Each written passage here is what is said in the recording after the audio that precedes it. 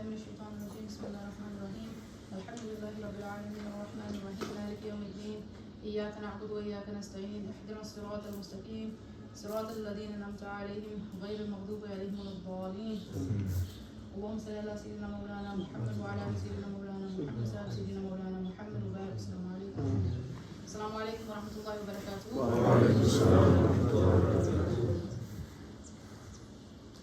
Today I wanted to just give you all a brief introduction on one of the most important doctrines of tasawwuf.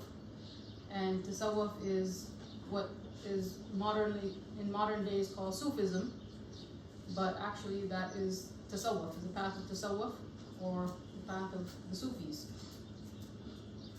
And that doctrine is the doctrine of ithar or preference. It comes in connection with another doctrine called suhban or companionship. So preference and companionship. But today, inshallah, we're just going to speak about preference, and that is preferring your companion to yourself. And then inshallah next time we'll speak about companionship and the importance of it. After the companions of Rasulullah migrated from Mecca to Medina, the muhajirin, or the people who migrated or immigrated, they came to Medina and they were without a lot of wealth and homes to live in and whatnot. And that's when Rasulullah established the Muslim Brotherhood, or the Brothers for Life. And the Ansar, or the helpers, they became the helpers of the muhajirun, of the people who had traveled and who had left their homes and everything for the sake of Allah subhanahu wa ta'ala. And one day, a person came to Rasulullah, a family came to Rasulullah, they had just made hijrah, and they were very hungry.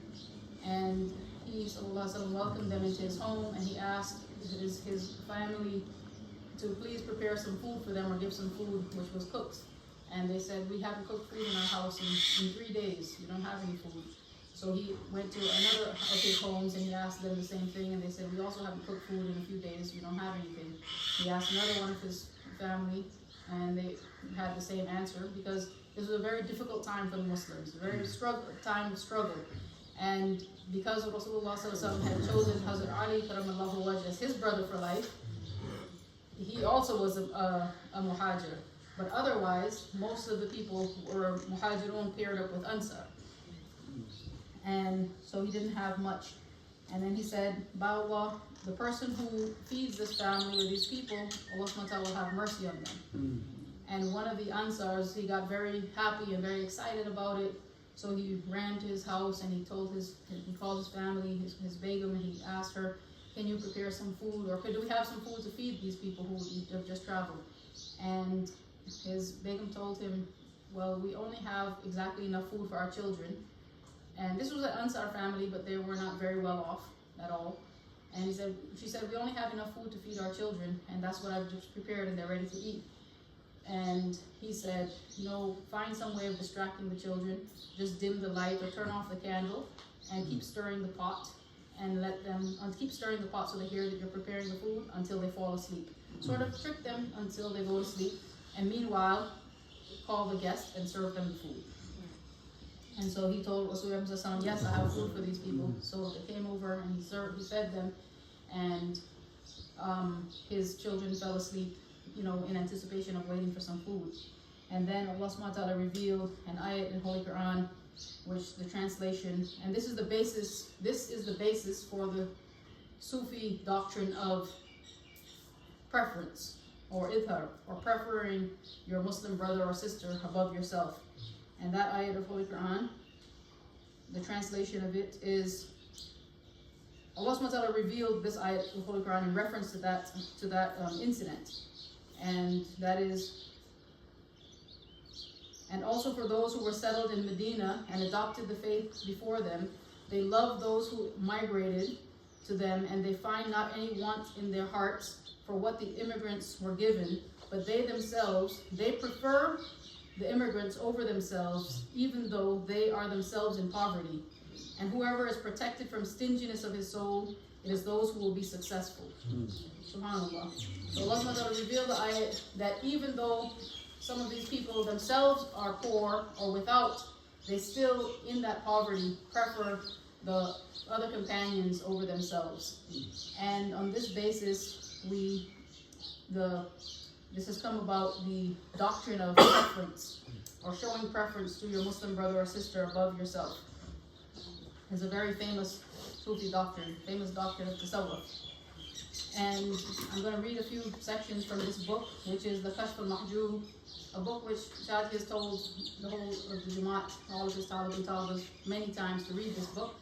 It's a very difficult read, so a lot of people have not been able to get through it or to understand it. But inshallah, we'll go through some topics and give some further explanation about this. This is written by Hazrat Ali Fujueri, Hazrat Data Ganj Baksh, who was famously called Data Sahib. And Kashf al-Mahjub is the unveiling of the veiled. Mahjub comes from the word hijab, and hijab is the barrier, and this is removing that barrier. The kashf is the vision or the opening up or the unveiling of mahjub, which is covered with hijab, or the secrets. And this is in reference to divine secrets and mysteries, and in reference to mahjub matters particularly related to tasawwuf. This book was written 1,000 years ago, and is the first book which was written on doctrines of tasawwuf, the first scholarly study which was written. And inshallah, we're going to also spend some time in discussing the life and mission of Hazrat Data Ganj Baksh. And you all will also have the opportunity, inshallah, to go to his darbar. He's buried here in Lahore, about maybe 45 minutes away from here, maybe an hour. But this entire book was actually, he wrote this book in an answer to a question that someone asked him, because he was a very scholarly person. He studied under all of the shuyukh of the time, of his time. He studied Sharia until he perfected it. He studied Tariqah until he perfected it. He had a murshid. He was very beloved to his murshid. His murshid passed away with his head resting on his lap. And he is a person who, his murshid sent him to Lahore to preach Islam to the Hindus. At the time, this place was run by Hindus, or populated by Hindus. And they had in their in that Jamaat, they had a sort of unspoken rule that if there was already a Khalifa in one area, the Sheikh would not send another Khalifa to that area. So his murshid told him to go to Lahore, and he was a little confused because he knew that there was already a Khalifa there, a Khalifa of his murshid. And so he was a bit confused, but of course he just went ahead and went.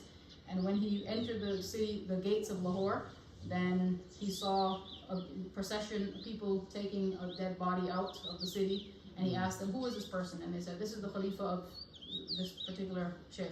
And he understood. And of course, in those days, it took weeks or months to travel from one place to another. But by the time he reached Lahore, the day that he reached Lahore, as he entered the gate, the person who was taking on that responsibility, Allah subhanahu wa ta'ala called him back, and he was taken, and buried. And Hazrat Dada Sahib his darbar is a very famous place for people's du'as to get answered. And this is through the barakah of his wasila. Wasila is the intercession that a wali has that Allah subhanahu wa ta'ala has given them, so that if people make dua, you cannot make dua to a wali. You can make dua at the mazar or the darbar or the place of the wali, and seeking their intercession before Allah subhanahu wa ta'ala because of their relationship with Allah subhanahu wa ta'ala. And so his darbar is a famous place where people's du'as have been known to be answered over the past few hundred years. And so this book, which he wrote, the Kashf al-Mahjub, is actually an answer. Like I said, he was very intelligent, very scholarly, and very well versed in Sharia and Tariqah. And someone asked him a question, and in response he wrote an entire book. The question was, the man asked him, Ya Hazrat, explain to me the true meaning of the path of Tasawwuf and the nature of the maqamat or the stations of the Sufis, and explain to me their doctrines and their sayings. Make clear to me the mystical allegories, and the nature of divine love, how it is manifested in human hearts, why the intellect is unable to reach the essence thereof, and why the soul recoils from the reality thereof, and why the spirit is lulled in the purity thereof, and explain the practical aspects of tasawwuf, or the Sufi path, which are connected with these theories. And in these days, I guess we'll say that's a loaded question. It has many different aspects to it. And so that's why he broke it up into many parts. But when portion of the question says explain the doctrines of the Sufis, and so again, one of those doctrines which is very important for all of us to understand, and very important, particularly when you come together, mashallah, so many people to understand, is preferring your Muslim brother or sister over yourself, and the importance of suhban, or companionship. So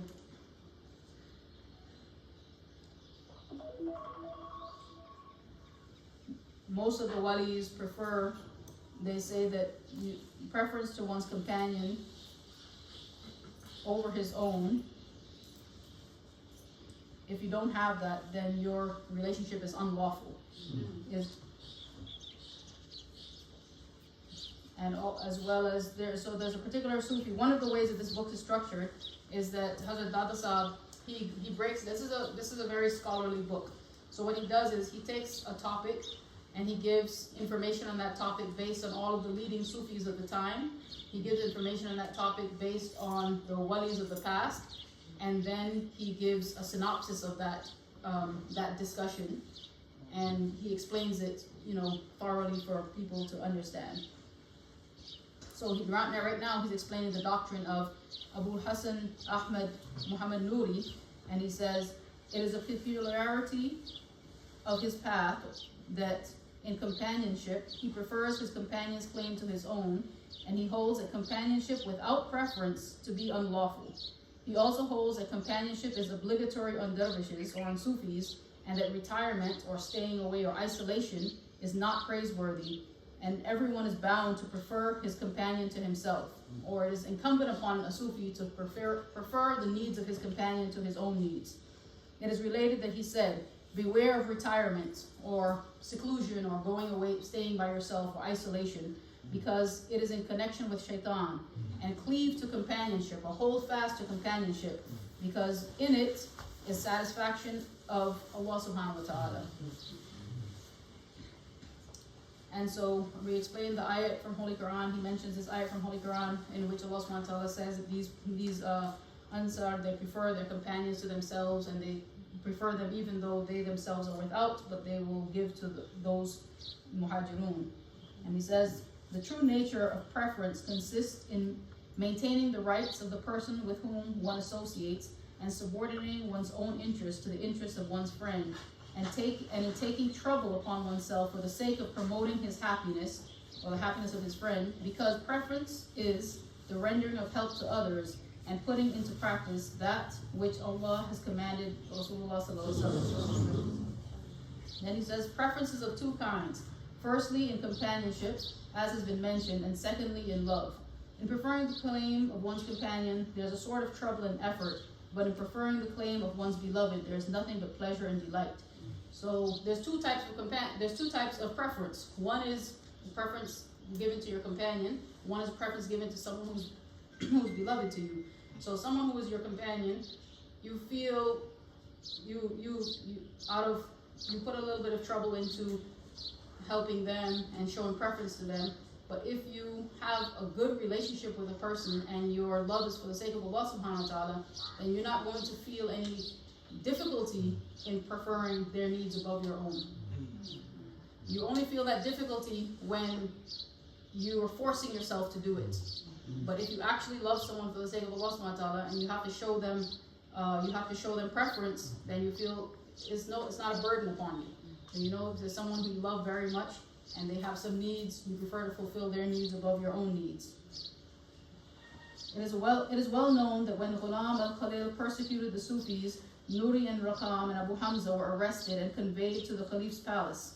So there was a time when, and we've actually come back to that time, when a lot of the Islamic scholars and a lot of the governors and other people were persecuting the Sufis and saying that they're heretics, or that they're idolaters, or that they have deviated from the path, or that what they preach and what they practice is innovations and bid'ah, and this was 1,000 years ago, but now we're back at the same spot where people are doing that same persecution in all over the world, right? So there were 3 Sufis that were being persecuted, and the person, this Ghulam Khalil, he urged the Khalifa of the time to put them to death, saying that they were heretics. The Khalifa immediately gave orders for the execution. When the executioner approached Rakam, Nuri, another one of the Sufis, Nuri, he rose and he offered himself in Rakam's place with the utmost cheerfulness and submission. All of the spectators were astounded. The executioner said, "O young man, the sword is not a thing that people desire to meet so eagerly as you have welcomed it, and your turn has not yet arrived." And Nuri answered, "Yes, my doctrine is founded on preference." And then he says, "Life is actually the most precious thing in this world, and I wish to sacrifice my life for the sake of my brethren for a few moments." Even though he was also going to be executed, but he said, "Okay, there's a few moments left, so I prefer to sacrifice my own life for my brothers." And then he said, "Actually, in my own opinion, a moment of this world is better than 1,000 years of the next, because this world, this dunya which we live in, this is the place of khidmat, or the place of service, where you have to serve other people and prove your worthiness. And that other place, the hereafter, is a place of qurbat, or proximity to Allah subhanahu wa ta'ala. And proximity is only gained through service." And the tenderness of Nuri and his words astonished the Caliph to such a degree that he suspended the execution of the 3 Sufis, and he charged the chief to inquire into the matter. He charged the chief Qazi. So the Qadi, having taken them into his house and questioned them concerning the ordinance of the law and the truth, the reason the Qadi was questioning them is because he wanted to find out, are they actually practicing Sharia or are they heretics? And he found them to be perfect in their Sharia, and he felt remorse for his indifference to their fate. Then Nuri said, "O Qadi, though you have asked all these questions, you have not yet asked anything to the point. For Allah has servants who eat through him and drink through him and sit through him and live through him and abide in the contemplation of him. And if they were cut off from contemplating Allah, they would cry out in anguish." The Qadi was amazed at the subtlety of his speech and the soundness of his state, and he wrote to the Khalifa that if the Sufis are heretics, then who in the world is a Muslim? And the Caliph called them to his presence, and he asked if they wanted some reward, and they said, "The only boon or the only reward that we ask for you is that you should forget about us, neither make us your favorites, nor banish us from thy court, because your favor or your displeasure is alike to us." And the Caliph wept, and he dismissed them with honor.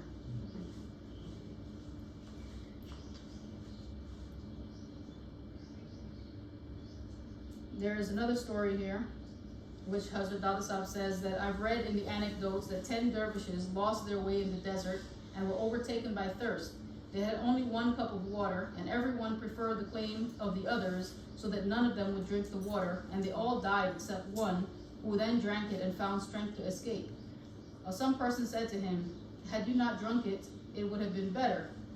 And he replied, "The law, or Sharia, obliged me to drink it, because if I had not, then I would have killed myself, and I would have been punished by Allah subhanahu wa ta'ala on that account." And then the man asked him, he said, "Well, then didn't your friends kill themselves?" He said, "No, they refused to drink the water in order that their companions might drink. And when I alone was the lone survivor, then I was legally obliged to drink it." So these are points indicating that they're obviously, this is following Sharia. No one is trying to kill themselves in showing preference. They may die in showing preference, but still the Sharia is always upheld. And it's a very big misconception nowadays that people who follow Tasawwuf or Sufis, that they break the Sharia, whereas this is not the case. Sharia is always upheld, and the doctrines of the Sufis are always based on Holy Quran and Sunnah, which is this same doctrine of preference is based on Holy Quran, the first ayah which was quoted, right? Another account from Hazrat Dada Sahib, he says, among the Israelites there was a devotee who had served Allah for 400 years. This is in the old days when people lived a long time. One day he said, "O Allah, if thou did not create these mountains and wandering for religion's sake, it would have been easier for your servants. the divine command came to the apostle or to the messenger of that time to say to the devotee, "What business do you have to interfere in my kingdom? Now since you have interfered, I blot your name, or I remove your name from the register of the blessed, and I inscribe it in the register of the damned." On hearing this, the devotee, he trembled with joy and bowed to the ground in thanksgiving. And the messenger said, "O fool, it's not necessary to bow down giving thanks for damnation."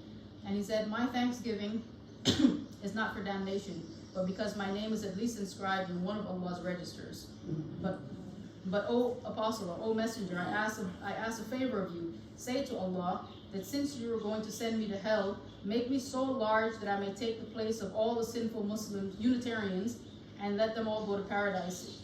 Since I'm already banished to hell, then make me so big that hell, I fill up the entire hell, and all of the other believers go to Jannah." Allah subhanahu wa ta'ala commanded the messenger to tell the devotee that the probation which he had undergone was not for the purpose of humiliating him, but to reveal to the people that on the day of resurrection to reveal him to the people, and that on the day of resurrection both he and for those whom he had interceded would be in paradise. So Allah subhanahu wa ta'ala set up that situation to happen in that way so that people could see how he preferred others to himself. It was, Allah subhanahu wa ta'ala has many ways of how he teaches us things, and especially with his walis and his friends, he uses them to teach us lessons. And that was one lesson which was being taught, that he said, "Okay, well, if I'm already going to go to hell, then make me so big that I fill up the whole of hell and nobody else has to go to hell." And that was really just to show us, all of us, a lesson.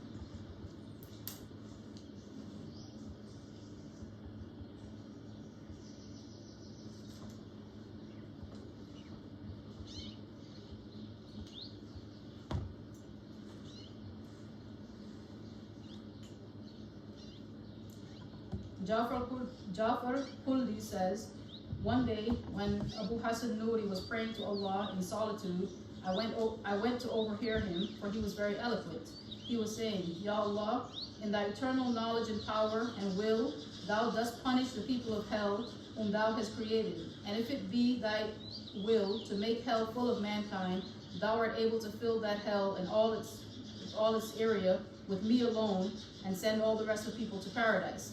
I was amazed by his speech, but I dreamed that night that someone came to me and said, 'Allah subhanahu wa ta'ala bids that you tell Abu Hassan Nuri that he has been forgiven on account of his compassion for Allah's creatures and his reverence for Allah.'" So Allah subhanahu wa ta'ala really loves it when we are merciful to each other, when we are compassionate to each other, when we show preference to each other above our own needs, when we fulfill the needs of our Muslim brothers and sisters above our own needs. And not only Muslim brothers and sisters, but all of his creatures. When you feed the birds, when you treat animals with kindness, when you treat non-Muslims with kindness, Allah subhanahu wa ta'ala is the creator of all, the good people, the bad people, and so he really appreciates and he really loves when we show compassion and kindness and mercy for his sake. There's a hadith in 40 hadith, he who gives for Allah, prohibits for Allah, loves for Allah, and grudges for Allah, so indeed he has completed his iman. The point is that everything should be for Allah and not for because of your personal likes and dislikes. If someone does something wrong, or someone breaks the Sharia, or they go against Allah subhanahu wa ta'ala's his law, then you should hold a grudge with them for the sake of Allah subhanahu wa ta'ala.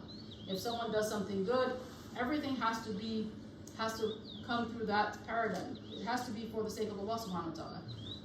You should treat other people good for the sake of Allah subhanahu wa ta'ala, even if it's your family, even if it's your companions.